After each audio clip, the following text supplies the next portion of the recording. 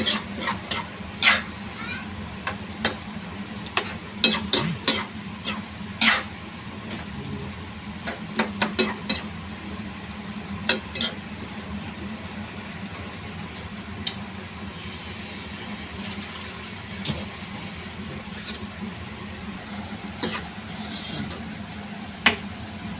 sa, ano na, blauin naman yun doon, ma'am.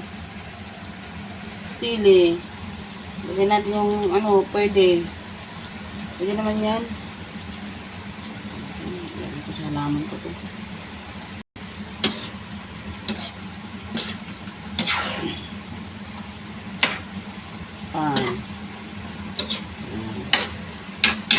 Lagyan na natin yung ampalaya.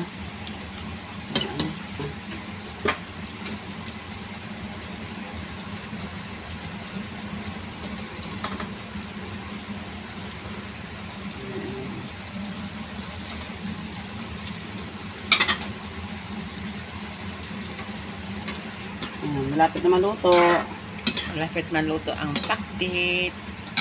Ulam namin with dry hipon. Galing pa yan ng La Union, yung hipon na yan. Yung ating takpan para ano siya, hindi siya malata. Para ano. Parang crunchy. Fresh pa. Sarap. Pinakwit with pag-o. Nag-visit niya ako sa inakagabi. Ano na naman?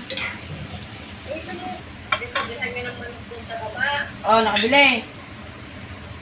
Bumili na, di ba pinili ako rin ng isa kasi ano nga kami, hindi man nag-ready ko mo, lakas mag-visit. Tapos na, luto na ang pakbit. Yummy Mag-visit yan. ka ko nga eh. Karan ko muna. Bilaan niya